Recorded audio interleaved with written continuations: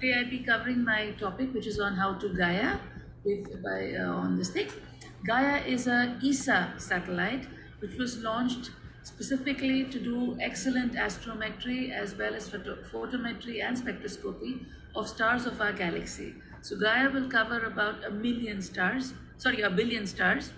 of our galaxy and give us six-dimensional data of these stars.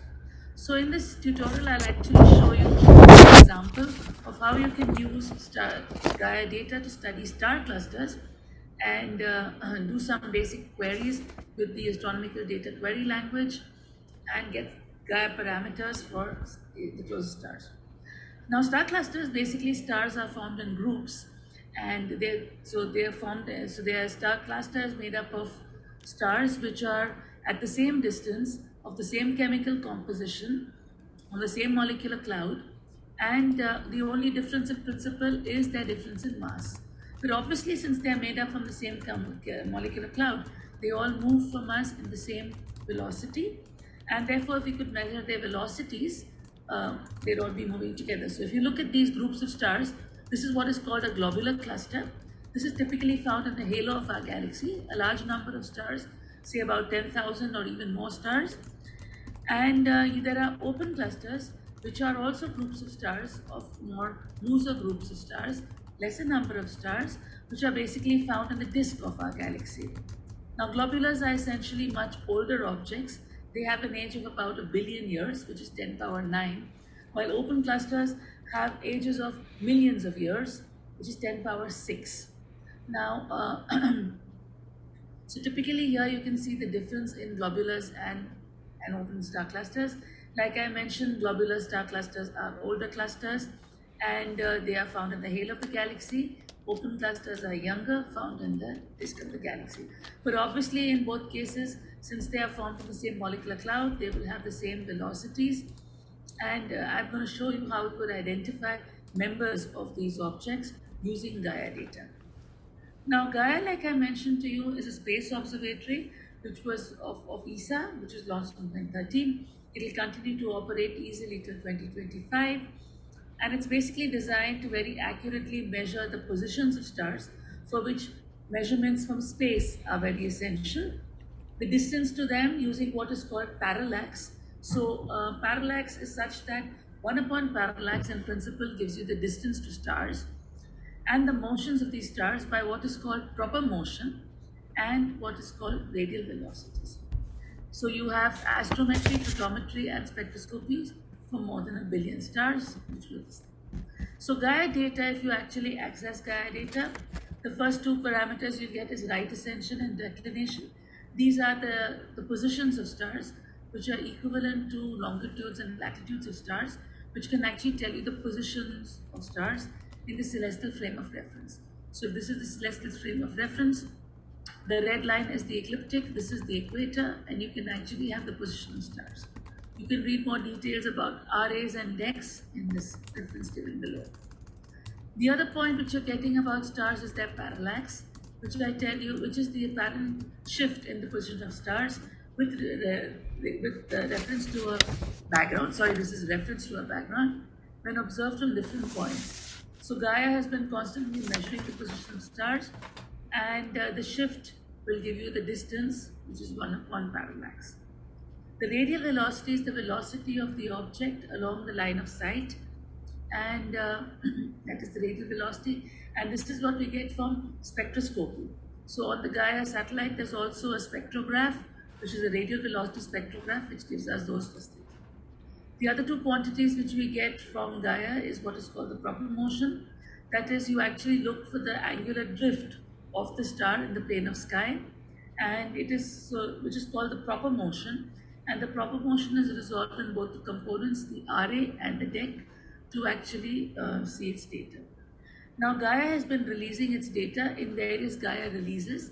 There was a data release 1, data release 2, there's been an early data release 3, and sorry, I should have edited it over here, but the latest data release is the data release 3, which was released on the 13th of June, very recently, and that's the most recent data release. Now, the archive data is the repository or the remote server where you can actually access data from the archive, and use it. So the first thing I'm going to show to you is how can you actually search the basic data which you have over here. So I've already shared this file with you all. So if you run it over here, this will actually give you access to the actual site from which you can query the Gaia data. And let us say we do the query for this object, which is Messier 45, which is the Pleiades. And if you run this thing, you'll actually go to the search window, click on this, and here is the Gaia search. You can give the name of your object. For example, if I say it's Pleiades, which is M45, I can target it in a search radius, which is with a circle or a box as I wish. And here I can increase the size in which I'm actually looking for it.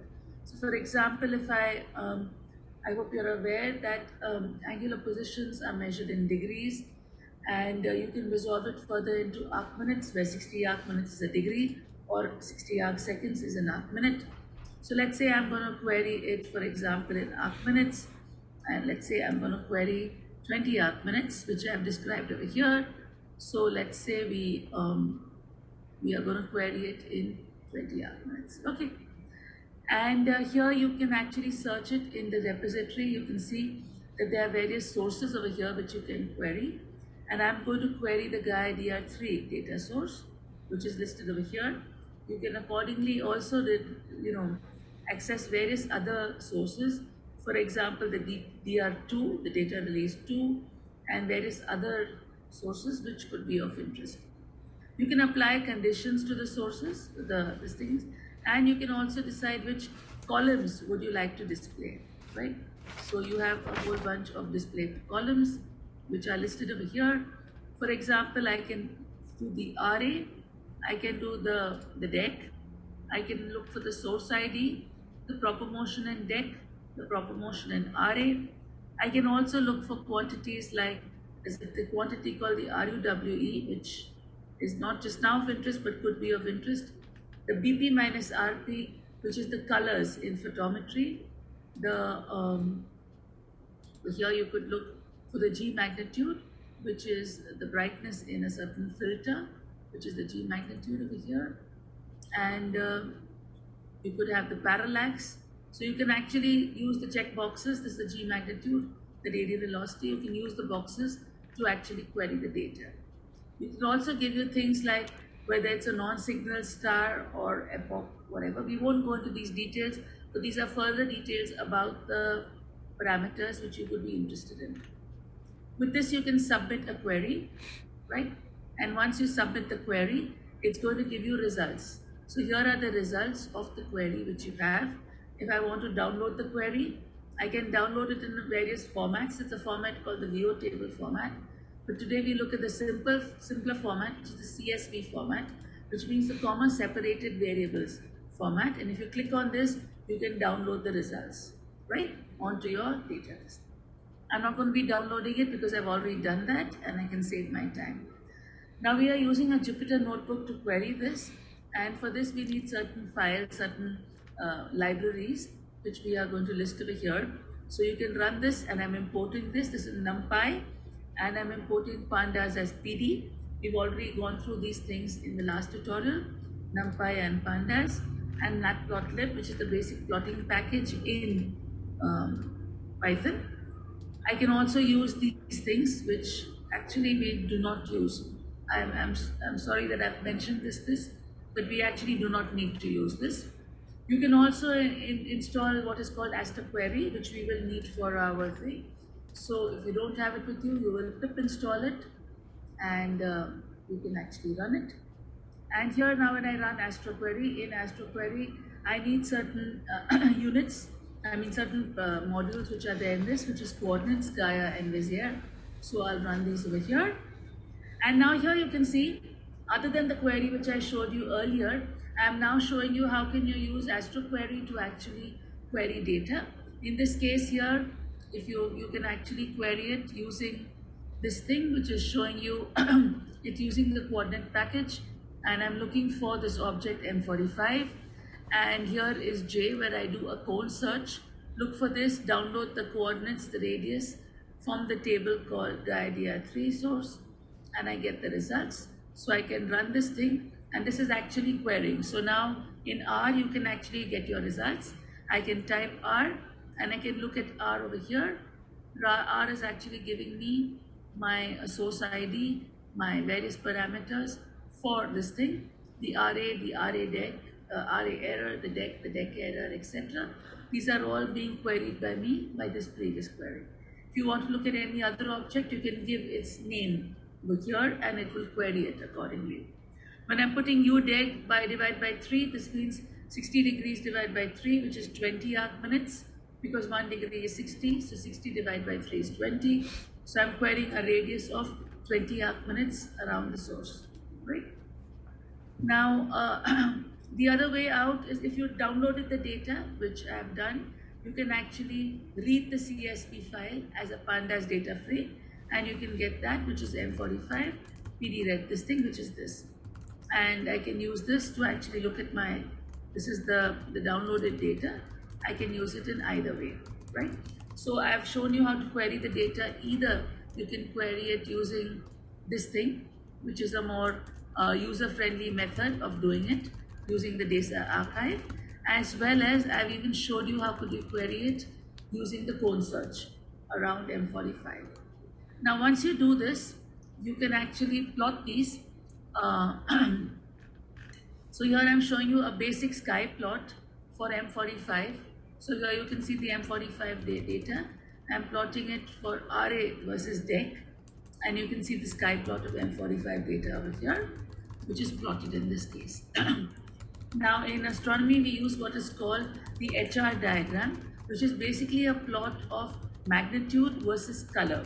So here what I use, the magnitude I use is the G-band magnitude versus the color, which is BP minus RP. So if I actually use this, I've used Seaborn and not Matplotlib, which is SNS, and Seaborn is just a little neater with plotting compared to Matplotlib, but in principle you can use either of the two. So if I use Seaborn, I can actually run this and I can look at the plot which I get, which I've just shown it to you. And so this is the HR diagram. But if you look at this HR diagram or the color magnitude diagram for M45, you can see that there's a lot of contamination in this HR diagram, because this is basically plotting all the stars in that region. So what I'm going to now do is I'm going to try to identify members of that cluster using the basic information we know that members of the cluster should be at the same distance and they should have the same velocities, right? So here what I'm doing is I'm plotting the proper motions in RA and deck for the whole region of the sky. And if I plot this thing, you can see this plot, which is the proper motion in RA versus proper motion in deck. You can see that there are two blobs you get. You see this blob is centered at 0, 0, and there's another blob which is centered at another location. Now the 0, 0 blob is basically the stars which are all the stars of that region. So you can see randomly, if I were to pick up any region of the sky, you would see a center close to 0, 0, and stars would have, velocities distributed around that. So therefore, these stars are not of interest to us. These are the random stars or the field stars in that region. The stars that are of interest to us are these stars, which have a clear proper motion, which is different from the one centered at 0, 0. And therefore, these stars are the cluster stars which we are interested in, which are centered somewhere around proper motion RA of 20, and this is about minus 45, right? So these are the cluster stars which we are interested in. So what I'm going to do is I am basically going to look at stars around this area. The other thing is we are also going to plot the proper motion versus the parallax. The parallax, like I told you, an estimate of distance. Again, when I plot this, you can see proper motion around RA is distributed for a large range of parallax, which is seen over here. While the proper motion around 20, which you saw was the distance with the proper motion for the cluster, is with a certain parallax over here, which is something close to 7, right, which is these stars. And once again, these are the stars which interest us, which are the stars of the cluster, while these stars are clusters of the field, which actually do not interest us. So we basically want to look at these stars. I can do a similar plot with proper motion in deck, where again, when I do proper motion in deck, You can see the ones centered around 0 have a large range of parallax, but the one centered around -50 has this kind of a parallax, which is again the cluster stars we are interested in. If I also plot a histogram plot, I can actually see that there's a large amount of stars which are centered around this parallax. So there's a smaller set around this, and again these are the cluster stars we are looking for. I can also do what is called a KDE distribution, which is the kernel density estimation, which will show me the kernel density estimation for this, with which I can find out the peak which is there for the cluster stars. I've similarly, just for your interest, done one with proper motion in RA as well as proper motion in DEC, so I can identify exactly the values. And I can do this. Now what I'm doing is I'm actually identifying my members by putting a mask. So I'm looking for, I've taken a range. You can see the parallax range I've taken is 6 to 8.5. So if we look at our parallax histogram, I'm taking something between 6 to 8.5 for the cluster. Similarly, I'm identifying a mask for proper motion, which I'm taking it between 10 and 30. So the proper motion in RA, I've taken it something between 10 and 30.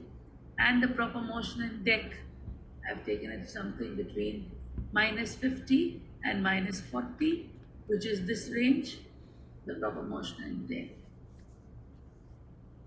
Okay, this is the proper motion RA and the proper motion. I'm sorry, yeah. So here is the thing, -40 to -50. And while I put these masks, I'm basically identifying the members of this cluster. So I've put these masks, and with this mask, I actually identify the members, right? And the members are the stars which actually satisfy the mask.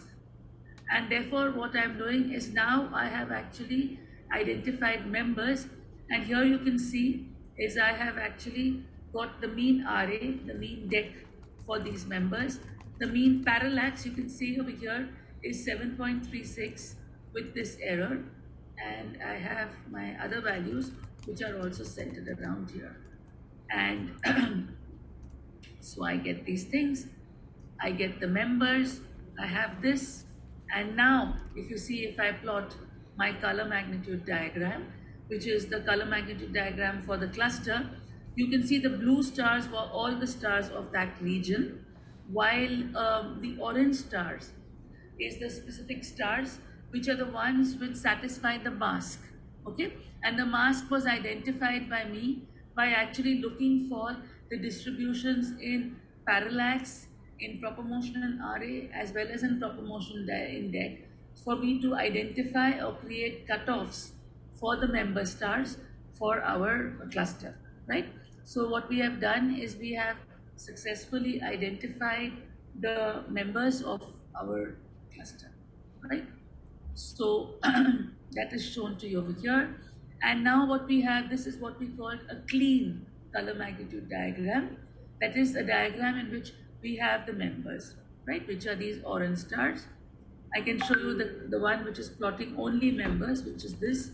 We still have these stars which are contaminants, which are stars which satisfy these conditions, because you can have stars in that region of the sky which are at the same distance, which are not members.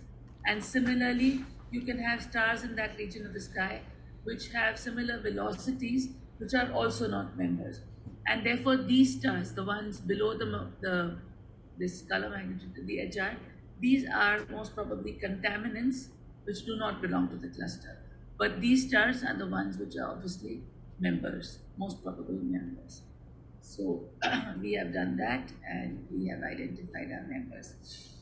Now for astronomy, these were two ways in which you could query the data, but there is also a query language which has been specifically designed to query astronomy data, and this is basically based on what is called SQL, which is a query language, but it has been fine-tuned. Now SQL has a syntax something like this, and which can be so what you, if you actually go into this earlier thing which I showed you in this query, you can actually query using the query language.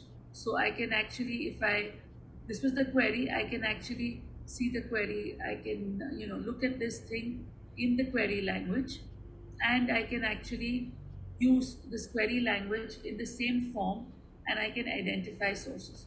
So if you do a basic query, you can press this thing called show query, which actually shows the same query in ADQL, right? So you can use the basic search, use that, and use the query language, see this over here, and get some sample queries. And in that way, you can see how to use the query language, which I'll show it to you in a minute. And here, it's a little cryptic, but it's not very difficult. For example, if you want to select the 100 closest stars to the Earth, you can select top 100, right? This is the syntax. This is for the earlier Gaia DR2. You are selecting it from this database. Where the Gaia parallax is greater than 0, you will see that for the stars you can have negative parallaxes, but we are specifically selecting stars which have parallax greater than 0. We ask it to actually query it by the parallax in descending order, because we know that 1 upon parallax is the distance, and therefore the ones with the, if I want to have the closest stars, I will need to query it in that way. So I am sorting that in that sense. So my query will look something like this. Select top 100 from this thing, which actually has the parallax is greater than 0, order by this, and I can do it like that. So you can put this ADQL query in that window which I had shown you earlier, and you can do this. So you can actually, if you want the closest this thing, you can query it, and you can download the data like I showed you in that case. So for example, over here, I have an example where I have tried to query that thing, and this is the query, the resultant of the query, and you can actually display the thing, see the head of the file, and you can get this over here, right? So in this way, there are many ways in which you can actually query the Gaia database. Like I mentioned, I showed you in the beginning, there was the basic query, which is, you don't have to know any commands. You can actually do it menu driven and query the data and do things with the query thing. You can also query it using the AstroPy query, which I showed you, the Gaia query, and you can also query using the ADQL language. So any of the query languages can be used by you, and I hope this was clear. I am now just going to show you some two assignments which I have put for you. One is that you could actually work with the ADQL language, and actually, if you do not have any experience with it, you can, you did it for the closest 100 stars. I would request you, okay, so this I should change it to the Gaia DR3 database. This is an older thing. Let's move this to the Gaia data DR3. Get Gaia parameters for the closest 10,000 stars. Write the ADQL query and try to plot it and look at that.